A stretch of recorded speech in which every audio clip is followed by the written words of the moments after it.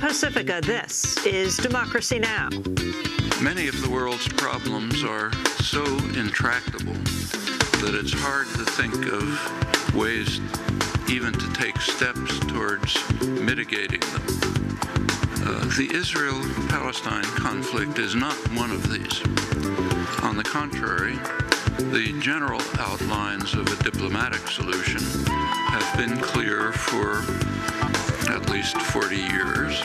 We spend the hour with world-renowned linguist and dissident Noam Chomsky in speech and conversation before an audience of 800 in the hall of the UN General Assembly. In January 2006, a very important event took place, the first full free election in the Arab world, carefully monitored, recognized to be free and fair. It had one flaw. Came out the wrong way. Hamas won the parliament, control of the parliament. U.S. and Israel didn't want that. Noam Chomsky for the hour. All that and more coming up.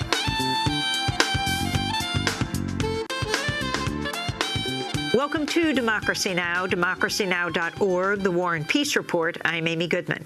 Today we spend the hour with Professor Noam Chomsky, world-renowned political dissident, linguist, and author. He's Institute Professor Emeritus at Massachusetts Institute of Technology, where he's taught for more than half a century. In October, more than 800 people packed the hall of the UN General Assembly to see Noam Chomsky, ambassadors and the public alike from around the world. The event was hosted by the Committee on the Exercise of the Inalienable Rights of the Palestinian People. Professor Chomsky gave a major address, and I followed with a public interview. First, the speech. It's a pleasure to be here to be able to talk with you and discuss with you afterwards. Many of the world's problems are so intractable that it's hard to think of ways even to take steps towards mitigating them. The Israel-Palestine conflict is not one of these. On the contrary, the general outlines of a diplomatic solution have been clear for at least 40 years. Not the end of the road, nothing ever is, but a significant step forward. And the obstacles to a resolution are also quite clear. The basic outlines were presented here in a resolution brought to the UN Security Council in January 1976. It called for a two-state settlement on the internationally recognized border, and now I'm quoting, with guarantees for the rights of both states to exist in peace and security within secure and recognized borders. The resolution was brought by the three major Arab states, Egypt, Jordan, Syria, sometimes called the confrontation states. Israel refused to attend the session. The resolution was vetoed by the United States. A U.S. veto typically is a double veto. The resolution is not implemented, and the event is vetoed from history. So you have to look hard to find the record, but it is there. That has set the pattern that has continued since. The most recent U.S. veto was in February 2011. That's President Obama, when his administration vetoed a resolution calling for implementation of official U.S. policy, opposition to expansion of settlements, and it's worth bearing in mind that expansion of settlements is not really the issue, it's the settlements, unquestionably illegal, along with the infrastructure projects supporting them. For a long time, there has been an overwhelming international consensus in support of a settlement along these general lines. The pattern that was set in January 1976 continues to the present. Israel rejects a settlement of these terms and for many years has been devoting extensive resources to ensuring that it will not be implemented, with the unremitting and decisive support of the United States, military, economic, diplomatic, and indeed ideological, by establishing how the conflict is viewed and interpreted in the United States and within its broad sphere of influence. There's no time here to review the record, but its general character is revealed by a look at what has happened in Gaza in the past decade, carrying forward a long history of earlier crimes. Last August, August 26th, a ceasefire was reached between Israel and the Palestinian Authority. And the question on all our minds is, what are the prospects for the future? Well, one reasonable way to try to answer that question is to look at the record. And here, too, there is a definite pattern.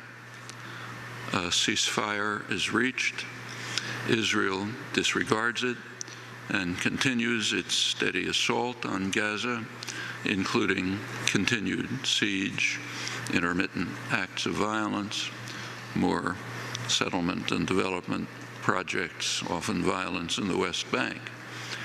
Hamas observes the ceasefire, as Israel officially recognizes, until some Israeli escalation elicits a Hamas response, which leads to another exercise of mowing the lawn in Israeli parlance, each episode more fierce and destructive than the last. The first of the series was the agreement on movement and access in November 2005. I'll give a close paraphrase of it. It called for a crossing between Gaza and Egypt at Rafah for the export of goods and the transit of people, continuous operation of crossings between Israel and Gaza for the import and export of goods and the transit of people, reduction of obstacles to movement within the West Bank, bus and truck convoys between the West Bank and Gaza, the building of a seaport in Gaza, the reopening of the airport in Gaza that Israel had recently destroyed. These are essentially the terms of successive ceasefires, including the one just reached a few weeks ago. The timing of the November 2005 agreement is significant. This was the moment of Israel's disengagement, as it's called, from Gaza, the removal of several thousand Israeli settlers from Gaza. This is depicted as a noble effort to seek peace and development, but the reality is rather different. The reality was described very quickly by the Israeli official who was in charge of negotiating and implementing the ceasefire, Dov Weissglass, close confidant of then Prime Minister Ariel Sharon. As he explained to the Israeli press, the goal of the disengagement, I'm quoting him, was the freezing of the peace process so as to prevent the establishment of a Palestinian state and to ensure that diplomacy has been removed indefinitely from our agenda.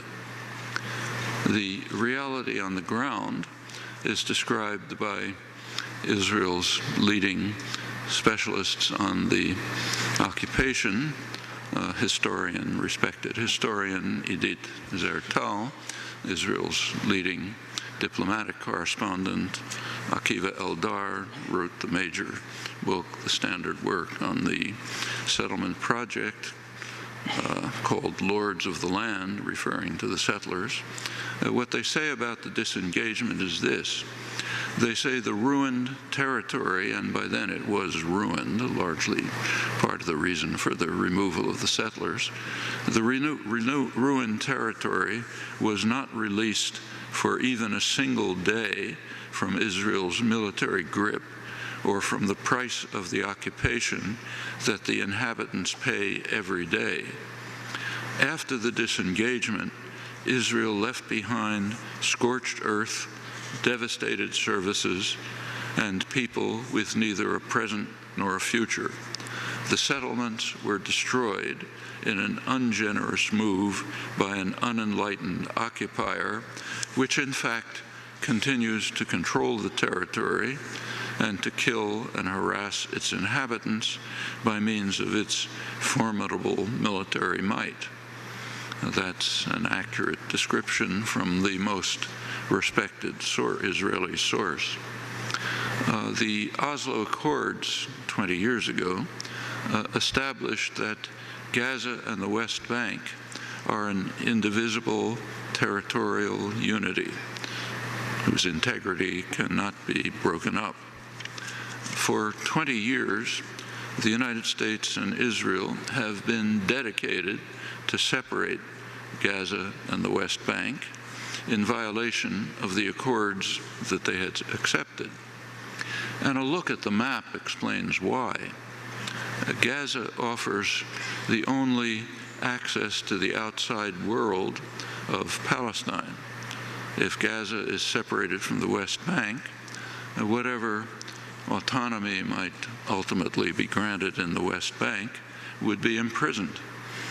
Israel on one side, a hostile Jordan, ally of Israel on the other side, and in addition, one of Israel's slow and steady U.S.-backed policies is to take over the Jordan Valley, about a third of the West Bank, much of the arable land, which would essentially imprison the rest even more tightly if Gaza is separated from the West Bank.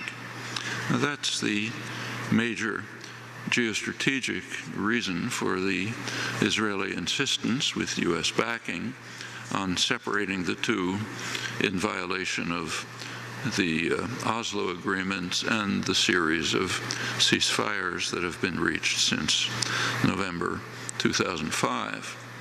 Well, the November 2005 agreement lasted for a few weeks. In January 2006, a very important event took place, the first full free election in the Arab world, carefully monitored, recognized to be free and fair. It had one flaw. It came out the wrong way. Hamas won the parliament, control of the parliament. U.S. and Israel didn't want that. You may recall at that period, the slogan on everyone's lips was democracy promotion. The highest U.S. commitment in the world was democracy promotion. Here was a good test. Democracy. Election came out the wrong way. The U.S. instantly decided, along with Israel, to punish the Palestinians for the crime of voting the wrong way. A harsh siege was instituted, other punishments, violence increased. The United States immediately began to organize a military coup to overthrow the unacceptable government. That's quite familiar practice. I won't go through the record. The European Union, to its shame and discredit, went along with this. There was an immediate Israeli escalation. That was the end of the November agreement, followed by major Israeli onslaughts. In 2007, a year later, Hamas committed even a greater crime than winning a fair election. It preempted the planned military coup and took over the Gaza. That's described in the West, in the United States, most of the West, as Hamas's taking over Gaza by force, which is not false, but something is omitted. The force was preempting a planned military coup to overthrow the elected government. That was a serious crime. It's bad enough to vote the wrong way in a free election. To preempt a U.S. planned military coup is far more serious. The attack on Gaza increased substantially at that point, major Israeli onslaughts. Finally, in January 2008, another ceasefire was reached. Terms were pretty much the same as those that I quoted. Israel publicly rejected the ceasefire, said that it would not abide by it. Hamas observed the ceasefire, as Israel officially recognizes, despite Israel's refusal to do so. That continued until November 4th, 2008. On November 4th, which was the day of the U.S. election, Israeli forces invaded Gaza, killed half a dozen Hamas militants. That led to Qassam rockets attacking Israel, huge Israeli response, lots of killings, all Palestinians as usual. By the end of December, a couple of weeks later, Hamas offered to renew the ceasefire. The Israeli cabinet considered it, rejected it. This was a dovish cabinet led by Ehud Olmert, rejected it and decided to launch the next major military operation. That was Cast-led, which was a horrible operation, so much so that it caused a very substantial international reaction, investigations by the United Nations Commission, Amnesty International, Human Rights Watch. In the middle of this assault, the assault, incidentally, was carefully timed to end immediately before President Obama's inauguration. He had already been elected, but he wasn't inaugurated yet. So when he was asked to comment on the ongoing atrocities, he responded by saying that he couldn't do so. The United States has only one president, and he wasn't president yet. He was talking about lots of other things, but not this. The attack was timed to end immediately before the inauguration, so he therefore could respond to the questions by saying, well, now's not the time to look at the past, let's look forward to the future. Diplomats know very well that that's a standard slogan for those who are engaged in serious crime. Let's forget about the past, let's look forward to a glorious future. Well, that was right in the middle of the assault. The Security Council did pass a resolution unanimously, U.S. abstaining, calling for an immediate ceasefire with the usual terms. That was January 8th, 2009. It was never observed, and it broke down completely with the next major episode of mowing the lawn in November 2012. You can get a good sense of what was going on by looking at the casualty figures for the year 2012. 79 people were killed, 78 of them Palestinians. The usual story. Noam Chomsky, speaking in the hall of the United Nations General Assembly in an event hosted by the UN Committee on the Exercise of the Inalienable Rights of the Palestinian People. We'll return to his speech and our conversation in a minute.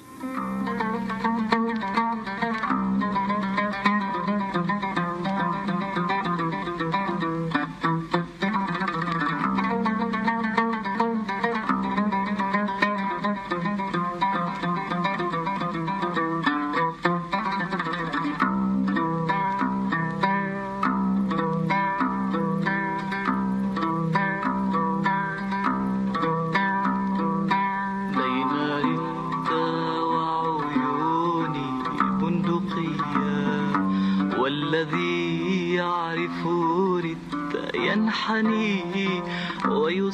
This is Democracy Now!, democracynow.org, the War and Peace Report. I'm Amy Goodman. As we return to Noam Chomsky, world-renowned political dissident, linguist, and author. In October, MIT professor Noam Chomsky spoke in the hall of the United Nations General Assembly. He talked about the aftermath of the November 2012 Israeli assault on Gaza. After the November assault, there was a ceasefire reached with the usual terms. I'll describe what happened next by quoting a leading specialist, Nathan Thrall. He's a leading Middle East analyst for the International Crisis Group. As he writes, Israel recognized that Hamas was observing the terms of the ceasefire and therefore saw little incentive in doing the same. The military attacks on Gaza increased, along with more stringent restrictions on imports. Exports were blocked. Exit permits were blocked. That continued until April 2014, when Palestinians committed another crime. Gaza-based Hamas and West Bank-based Palestinian Authority signed a unity agreement. Israel was infuriated even more when the world mostly supported it. Even the United States gave weak but actual support. Several reasons for the Israeli reaction. One is that unity between Gaza and the West Bank, between the two movements, would threaten the long-standing policies of separating the two, for the reasons that I mentioned.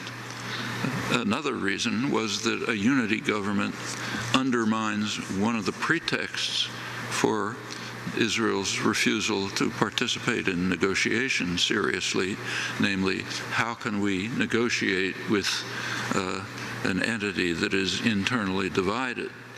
Well, if they're unified, that pretext disappears. Israel was infuriated. It launched major assaults on the Palestinians in the West Bank, primarily targeting Hamas, hundreds of people arrested, mostly Hamas members, also Gaza, also killings. There was a pretext, of course, there always is.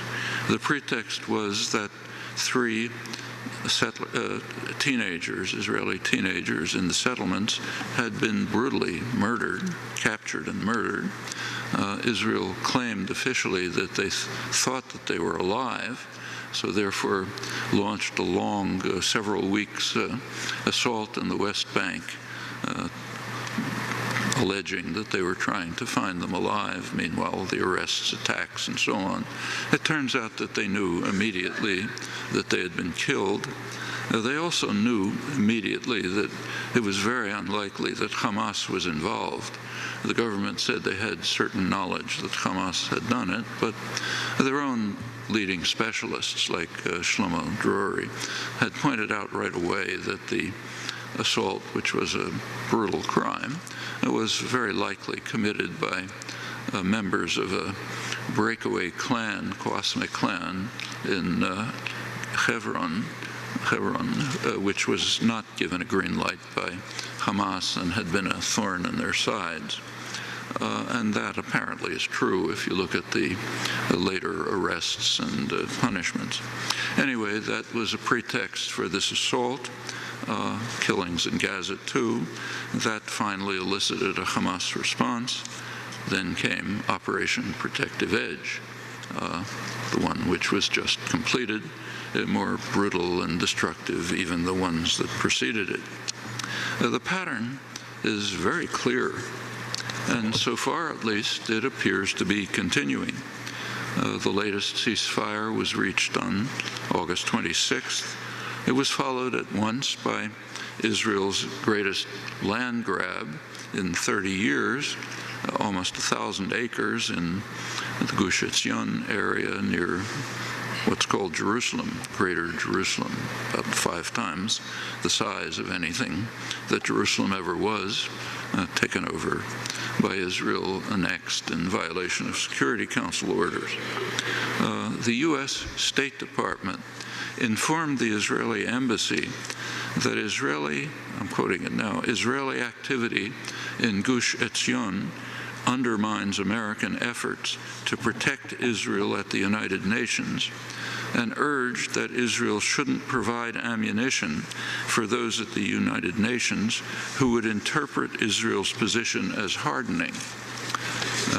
Actually, that warning was given 47 years ago in September 1967, at the time of Israel's first colonization, illegal colonization of Gush Etzion.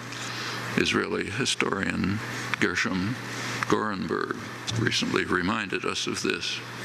Little has changed since, in the last 47 years, apart from the scale of the crimes, which continue without a break with constant U.S. support. Well, as for the prospects, there is a conventional picture. It's repeated constantly on all sides. Israel, Palestine, independent commentators, diplomats. The picture that's presented is that there are 2 alternatives, either the 2-state settlement, which represents an overwhelming international consensus, virtually everyone, and if that fails, there'll have to be 1 state. Israel will take over the West Bank. The Palestinians will hand over the keys, as it's sometimes said. Palestinians often have favored that. They say then they'll be able to carry out a civil rights struggle, maybe modeled on the anti-apartheid struggle in South Africa, fight for civil rights within the whole 1 state controlled by Israel. Israelis criticize that on the grounds of what is called the demographic problem, the fact that there will be too many non-Jews in a Jewish state, in fact, pretty soon a majority. Those are the alternatives that are presented, overwhelmingly, hardly an exception. My own opinion, which I've written about repeatedly without convincing many people apparently, but I'll try to convince you, is that this is a total illusion. Those are not the 2 alternatives. There are 2 alternatives, but they're different ones. The 1 alternative is the international consensus on a 2-state settlement, basically the terms of January 1976. By now it's virtually everyone. The Arab League, the Organization of Islamic States, includes Iran, Europe, Latin America, formal at least about everyone. That's one option. The other option, the realistic one, is that Israel will continue doing exactly what it is doing right now, before our eyes. It's visible, with U.S. support, which is also visible. And what's happening is not a secret. You can open the newspapers and read it. Israel is taking over what they call Jerusalem, as I mentioned, a huge area, maybe 5 times the area of historic Jerusalem, Greater Jerusalem, big area in the West Bank, includes many Arab villages being dispossessed, destroyed, bringing settlers in. All of this is doubly illegal. All the settlements are illegal, as determined by the Security Council advisory opinion of the International Court of Justice. But the Jerusalem settlements are doubly illegal because they are also in violation of explicit Security Council orders going back to 1968, with the U.S. actually voting for them at that time, barring any change in the status of Jerusalem. But it continues. That's Greater Jerusalem. There are then corridors extending to the east. One major corridor extending from Jerusalem almost to Jericho, virtually bisecting the West Bank, includes the Israeli town of Ma'ale Adumim, which was built largely during the Clinton administration, Clinton years, with the obvious purpose of bisecting the West Bank. Still a little contested territory, but that's the goal. There's another corridor further to the north, including the town of Ariel, partially bisecting what remains, another one further to the north, including the town of Goodman. If you look at the map, these essentially break up the West Bank into pretty much cantons. It looks from a map as though a large territory is left, but that's misleading. Most of that is uninhabitable desert. And that's separate from what I mentioned before, the slow, steady takeover of the Jordan Valley to the east. Again, about a third of the arable land, the country. Israel has no official policy of taking it over, but they're pursuing the policy in the way that has been carried out now for 100 years, literally. Small steps, so nobody notices, or at least people pretend not to notice. Establish a military zone. The Palestinians who live there have to be displaced because it's a military zone, no settlement allowed. And pretty soon there's a military settlement, Nahal settlement, or another, then sooner or later it becomes an actual settlement. Meanwhile, dig wells, dispossess the population, set up green zones, a large variety of techniques which have by now reduced the Arab population from about 300,000 in 1967 to roughly 60,000 today. As I mentioned, that essentially imprisons what's left. I don't think Israel has any intention of taking over the Palestinian population concentrations, which are left out of these plans. There are analogies often made to South Africa, but they're quite misleading. South Africa relied on its black population. That was 85% of the population. It was its workforce, and they had to sustain them, just like slave owners have to maintain their capital. They tried to sustain the population. They even tried to gain international support for the Bantustans. Israel has no such attitude toward the Palestinians. They don't want to have anything to do with them. If they leave, that's fine. If they die, that's fine. In standard neo-colonial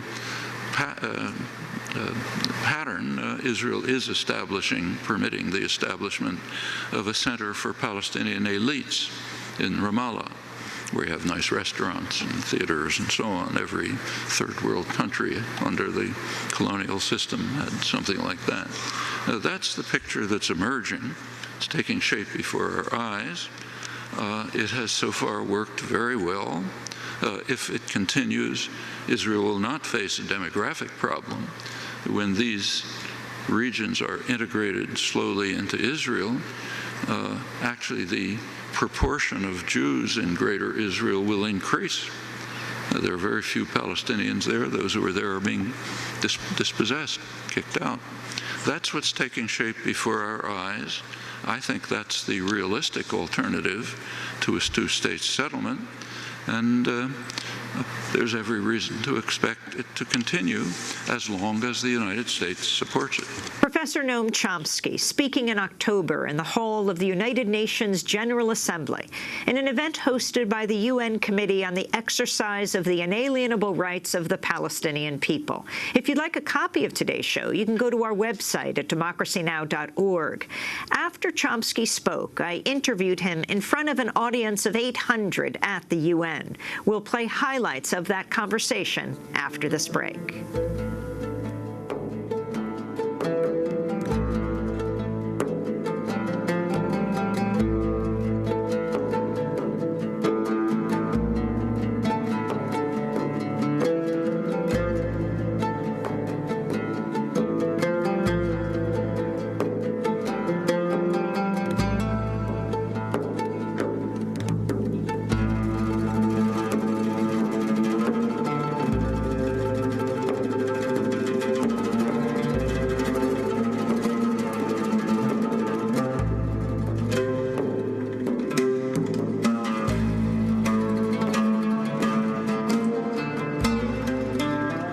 This is Democracy Now!, democracynow.org, the War and Peace Report. I'm Amy Goodman. As we return to Noam Chomsky, MIT Institute professor and retired professor of linguistics, world-renowned political dissident and author.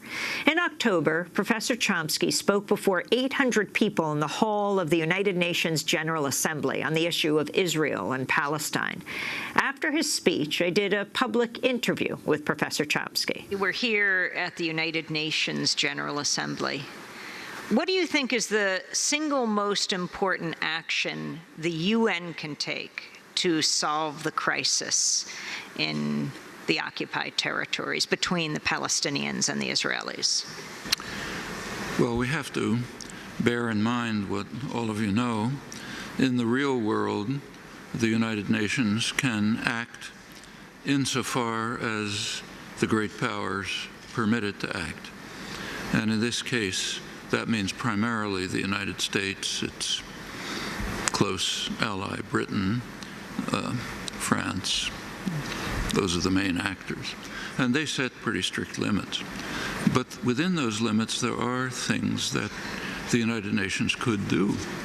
Recognizing the state of Palestine is a step forward. Already about, I think, over 130 members of the United Nations have taken that step individually. Just recently, there was the first break in Europe. Sweden announced that they would take that step.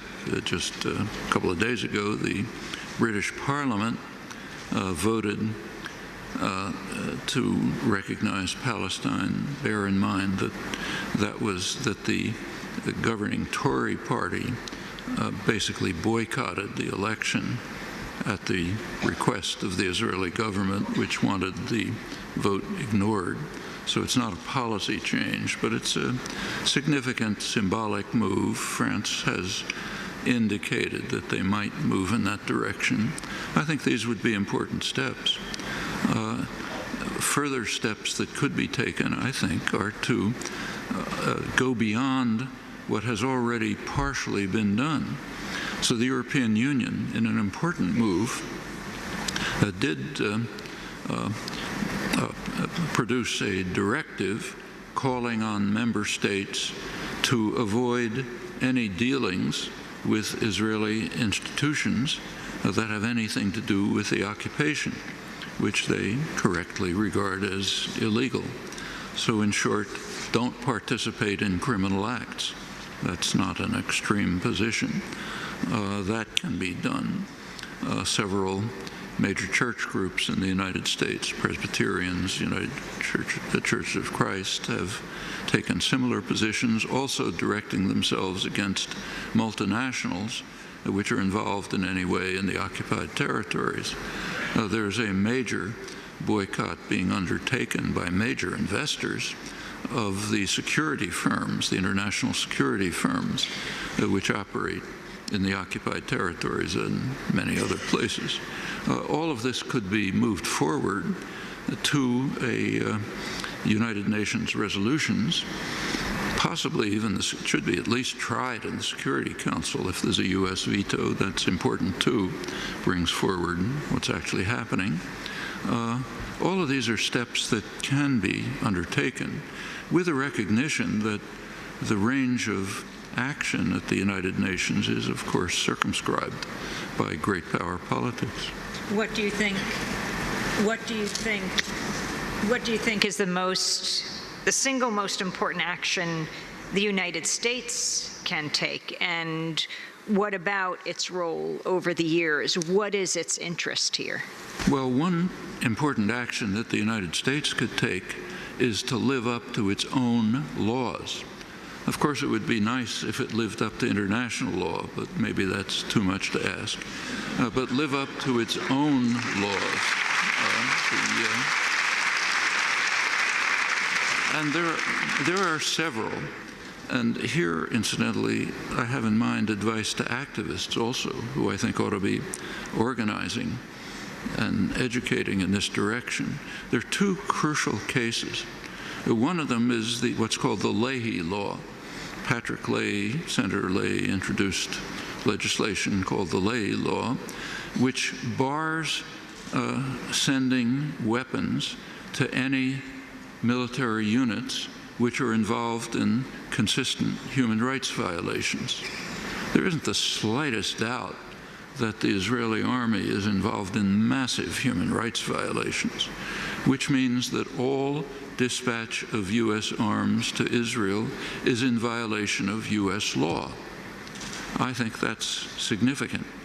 The U.S. should be called upon by its own citizens and by others to adhere to U.S. law, which also happens to conform to international law in this case, as Amnesty International, for example, for years has been calling for an arms embargo against Israel for this reason.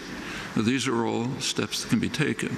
The second is the tax-exempt status that is given to organizations in the United States which are directly involved in the occupation and in significant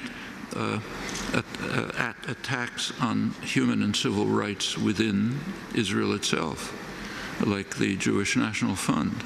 Take a look at its charter with the State of Israel, which commits it to acting for the benefit of people of Jewish race, religion, and origin within Israel. One of the consequences of that is that by a complex array of laws and administrative practices, the fund pretty much administers about 90% of the land of the country, with real consequences for who can live places.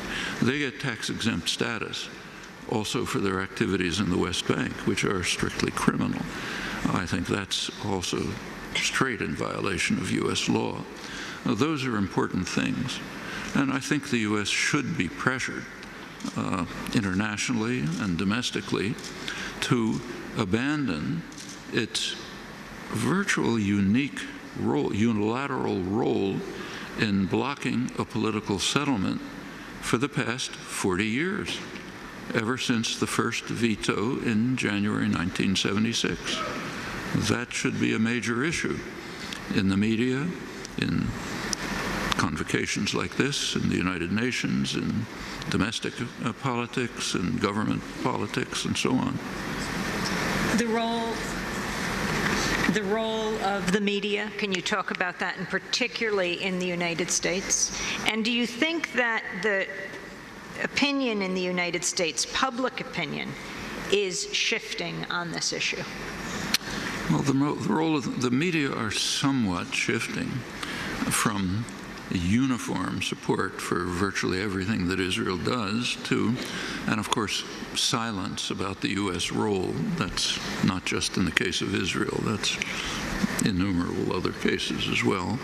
But it's slowly shifting, but nevertheless, one about, say, Operation Protective Edge, one can read in news reporting in the New York Times, major journal, a criticism of Hamas's assault on Israel during Protective Edge. Hamas's assault on Israel. Not exactly what happened, but that's what people are reading, and that's the way it's depicted. Israel is over and over, it's pointed out, look, poor Israel is under attack.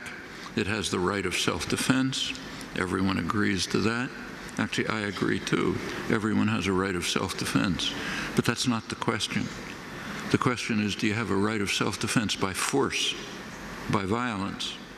The answer is no for anyone, whether it's an individual or a state, unless you have exhausted peaceful means. If you won't even permit peaceful means, which is the case here, then you have no right of self-defense by violence. But try to find a word about that in the media. All you find is self-defense. When President Obama rarely says anything about what's happening, it's usually, if my daughters were being attacked by rockets, I would do anything to stop it. He's referring not to the hundreds of Palestinian children who are being killed and slaughtered, but to the children in the Israeli town of Sderot, which is under attack by Qassam missiles. And remember that Israel knows exactly how to stop those missiles, namely live up to a ceasefire for the first time. And then they would stop, as in the past, even when Israel didn't live up to a ceasefire.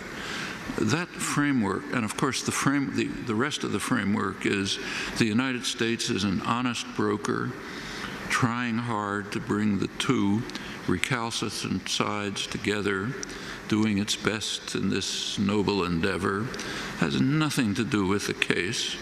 The U.S. is, as some of the U.S. negotiators have occasionally acknowledged, Israel's lawyer. If there were serious negotiations going on, they would be led by some neutral party, maybe Brazil, which has some international respect, and they would bring together the two sides. On the one side, Israel and the United States. On the other side, the Palestinians. Those would be possible realistic negotiations. But the chances of anyone in the media either, I won't even say pointing it out, even thinking about it is minuscule. The indoctrination is so deep that really elementary facts like these, and they are elementary, are almost incomprehensible. But to get back to the last point you mentioned, it's very important. Opinion in the United States is shifting. Not as fast as in most of the world, not as fast as in Europe. It's not reaching the point where you could get a vote in Congress, anything like the British Parliament a couple days ago. But it is changing, mostly among younger people, and changing substantially. I'll just illustrate with personal experience. Amy has the same experience. Until pretty recently, when I gave talks on these topics, as I've been doing for 40 years, I literally had to have police protection, even at my own university, MIT. Police would insist on walking me back to my car because of threats they'd picked up. Meetings were broken up and so on. That's all gone. Just a couple of days ago, I had a talk on these topics at MIT. Meeting wasn't broken up, no police protection. Maybe 500 or 600 students were there, all enthusiastic, engaged, committed, concerned, wanting to do something about it. That's happening all over the country. All over the country. Palestinian solidarity is one of the biggest issues on campus. Enormous change in the last few years. That's the way things tend to change. It often starts with younger people. Gradually, it gets to the rest of the population.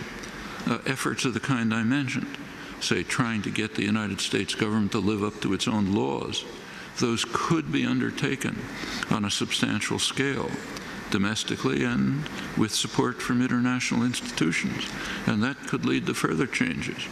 I think that for example, the two things that I mentioned would have a considerable appeal to much of the American public.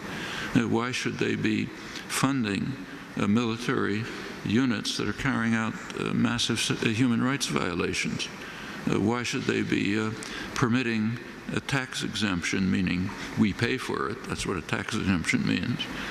Why should we be compelled to pay for violations of fundamental human rights in another country and even in occupied territories where it's criminal? I think that can appeal to the American population and can lead to the kinds of changes we've seen in other cases. Noam, if you were writing a reader's guide to accompany the New York Times in its coverage of Israel and Palestine, what advice would you give? I would tell them to watch Democracy Now!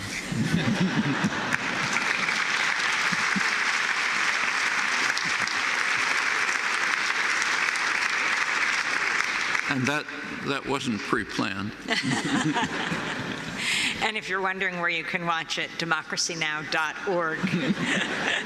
Final question before we open it up to each of you. Your thoughts on the BDS movement, the boycott, divest, sanctions movement?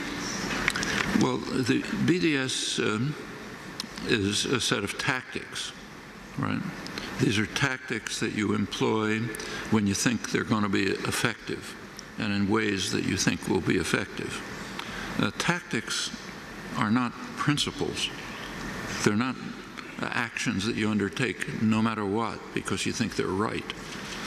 Tactics are undertaken if you're serious because you think they're going to help the victims. That's how you adjust your tactics. Not because I think they're right in principle, but because I think they will be beneficial. That ought to be second nature to activists. Also, second nature should be a crucial distinction between proposing and advocating. I can propose now that we should all live in peace and love each other. I just proposed it. It's not a serious proposal. It becomes a serious proposal when it becomes advocacy. It is given, I sketch out a path for getting from here to there. Then it becomes serious. Otherwise, it's empty words. That's crucial and related to this. Well, when you take a look at the BDS movement, which is separate, incidentally, from BDS tactics, let me make that clear. So when the European Union issued its directive, or when that I mentioned, or when, say, the Gates Foundation withdraws investment in security operations that are being carried out not only in the occupied territories but elsewhere, that's very important. But that's not the BDS movement. That's BDS tactics, actually, BD tactics, boycott, divestment tactics. That's important. The BDS movement itself has been an impetus to these developments, and in many ways a positive one, but I think it has failed and should reflect on its so far unwillingness to face what are crucial questions for activists. What's going to help the victims and what's going to harm them? What is a proposal and what is real advocacy? You have to think that through, and it hasn't been sufficiently done. So if you take a look at the principles of the BDS movement, there are three. They vary slightly in wording, but basically three. One is actions should be directed against the occupation. That has been extremely successful in many ways, and it makes sense. It also helps educate the Western populations who are being appealed to participate. It's an opening to discuss, investigate, organize about the participation in the occupation. It's very successful. A second principle is that BDS actions should be continued until Israel allows the refugees to return. That has had no success, and to the extent that it's been tried, it's been negative. It just leads to a backlash. No basis has been laid for it among the population. It is simply interpreted as saying, oh, you want to destroy the state of Israel. We're not going to destroy a state. You cannot undertake actions which you think are principled when in the real world they are going to have a harmful effect on the victims. There's a third category having to do with civil rights within Israel, and there are things that could be done here. One of the ones I mentioned, in fact, the tax-free status for U.S. organizations that are engaged in civil rights and human rights violations. And remember, a tax exemption means I pay for it. That's what a tax exemption is. Well, that's an action that could be undertaken. Others that have been undertaken have had backlashes which are harmful. And I won't run through the record, but these are the kinds of questions that always have to be asked when you're involved in serious activisms if you care about the victims. Not just feeling good, but caring about the victims. That's critically important. We'll end with Ms. Nushen Daria Framke of the Israel-Palestine Mission Network of the Presbyterian Church, USA. Thank you. Number 2324. Thank you. I want to thank you for mentioning the Presbyterian Church's vote this summer for the B and the D tactic, as you put it. We voted to divest from the 3 American companies who profit from the occupation. So thanks for mentioning that. And but my question actually is unrelated. How would you respond to the charge that anti-Zionism is the new anti-Semitism?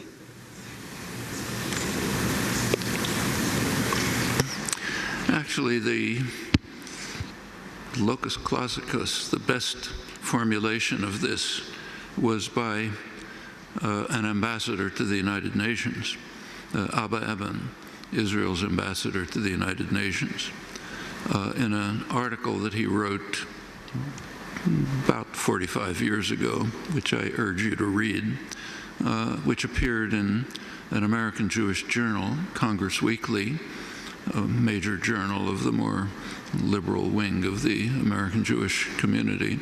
He wrote an interesting article in which he was then UN ambassador from the State of Israel. He advised the American Jewish community that they had 2 tasks to perform.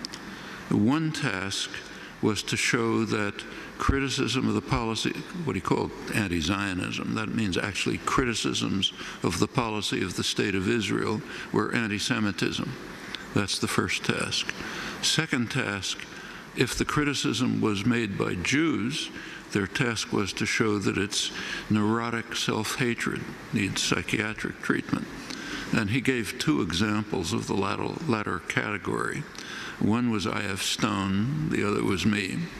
So we have to be treated for our psychiatric disorders, and non-Jews have to be condemned for anti-Semitism if they're critical of the State of Israel.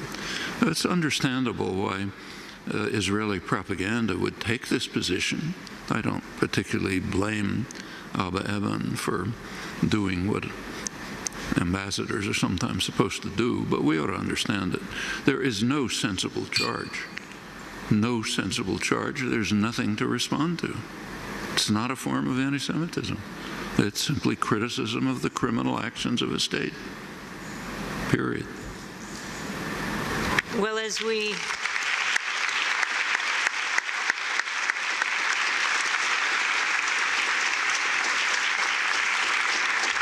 when you have the great muckraking journalist, I.F. Stone, and the leading political dissident in the United States today, Noam Chomsky, criticizing you, you know you have to reconsider your position. It has been wonderful hearing from Professor Noam Chomsky today as you gathered a crowd of hundreds of people to hear you. Thank you so much for being with us. And tune in to democracynow.org, where you can see this whole session as well as other interviews with Professor Chomsky. Thanks so much. MIT professor, world-renowned linguist and dissident Noam Chomsky, speaking in October before 800 people in the hall of the United Nations General Assembly in an event hosted by the UN Committee on the Exercise of the Inalienable Rights of the Palestinian People.